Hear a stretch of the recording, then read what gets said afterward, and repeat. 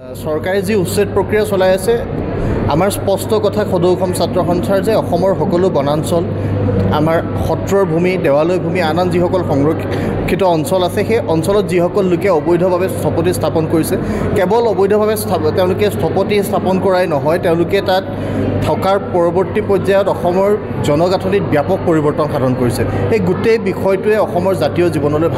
আমাৰলৈ এটা সংকট কঢ়িয়াই আনিব আমাৰ ভাষা কৃষ্টি সংস্কৃতি আমাৰ সভ্যতাৰ প্ৰতি ভাবুকি অহা এটা পৰিৱেশ হৈছে এই শংকাটো অসমৰ প্ৰতিগৰাকী মানুহে কৰি আছে শেহতীয়াকৈ অসমৰ উচ্ছেদক লৈ ধৰ্মীয় মেৰুকৰণৰ ৰাজনীতি আৰম্ভ কৰাৰ এটা উপক্ৰম সকলোৱে মিলি কৰি আছে কিন্তু আমি সকলোকে সকীয়াই দিওঁ এই প্ৰক্ৰিয়াটো যিধৰণে চলি আছে এই প্ৰক্ৰিয়াটোত সকলোৱে সহযোগ কৰা উচিত অসমৰ ভাষা কৃষ্টি সংস্কৃতি অসমীয়া মানুহৰ যিটো শক্তিশালী সত্তা এই সত্তাটোক জীয়াই ৰাখিব লাগিব আৰু খিলঞ্জীয়া মানুহৰ প্ৰভুত্ব থকা এখন অসম সকলোৱে মিলি গঢ়িব লাগিব ইয়াতে যাতে কোনো ধৰ্মীয় মেৰুকৰণৰ ৰাজনীতি নকৰে কোনো ৰাজনৈতিক দলে যাতে ইয়াতে ধৰ্মীয় মেৰুকৰণৰ ৰাজনীতি সৃষ্টি কৰি অসমীয়া মানুহৰ যাতে যিটো অস্তিত্বৰ প্ৰতি অহা ভাবুকি সেই ভাবুকিটো শক্তিশালী নকৰে তাৰ বাবে আমি সকলোকে আহ্বান জনাইছোঁ তাৰ লগে লগে কোনো উচ্ছেদিত লোকে কোনো অবৈধ সন্দেহজনক বাংলাদেশী মূলৰ লোকে অসমত থাকি অসমীয়া মানুহক ভাবুকি দিব অসমীয়া মানুহক সেই উচ্ছেদিত মানুহৰ পৰ্যায়লৈ পৰ্যবেক্ষিত কৰাৰ ভাবুকি দিব সেই কথাও গ্ৰহণ কৰা নহ'ব তাৰ লগে লগে চৰকাৰখনে যিটো প্ৰক্ৰিয়া আৰম্ভ কৰিছে এই প্ৰক্ৰিয়াটোৱে তেওঁলোকে উচ্ছেদ কৰিছে উচ্ছেদ কৰাৰ সমান্তৰালভাৱে সেই উচ্ছেদিত লোকসকল উচ্ছেদ কৰাৰ পৰৱৰ্তী পৰ্যায়ত ক'ত গৈছে যদিহে তেওঁলোক সঁচাকৈয়ে সন্দেহজনক নাগৰিক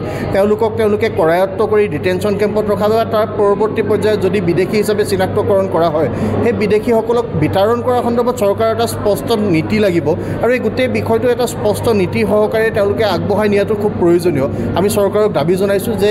নিৰ্বাচনী চমকৰ বাবে উচ্ছেদ নহয় প্ৰকৃতাৰ্থত অসমৰ জাতীয় জীৱনৰ ভাষা কৃষ্টি সংস্কৃতি সভ্যতা এই সকলোবিলাক ৰক্ষা কৰাৰ স্বাৰ্থত চৰকাৰে কৰি অহা কামটোক খুব শক্তিশালী ৰূপে বৈধভাৱে বিধিসংগতভাৱে আগবঢ়াই নিব লাগিব আৰু যিসকল উচ্ছেদিত লোকৰ নামত উচ্ছেদ হৈ আছে সেইসকল উচ্ছেদিত লোক পৰৱৰ্তী পৰ্যায়ত ক'ত গৈছে তেওঁলোকে গৈ অসমৰে আন স্থানত ক'ৰবাত বসতি আৰম্ভ কৰিছে নেকি গোটেই প্ৰক্ৰিয়াটো চোৱা চিতা কৰাৰ প্ৰয়োজন অভিযোগ উত্থাপন হৈ আছে বিভিন্ন প্ৰান্তেৰে অবৈধভাৱে বিদেশী নাগৰিকে অহা যোৱা কৰি থকাৰ শেহতীয়াকৈ এটা ভিডিঅ' ভাইৰেল হৈ লোক ইয়াত কৰায়ত্ব হৈছিল কিন্তু এই গোটেই প্ৰক্ৰিয়াটোৰে সৈতে যাতে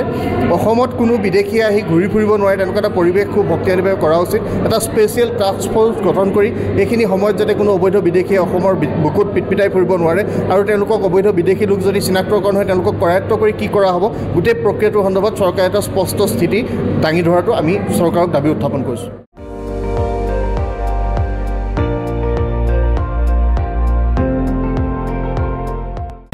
আপুনি চাই আছে ND24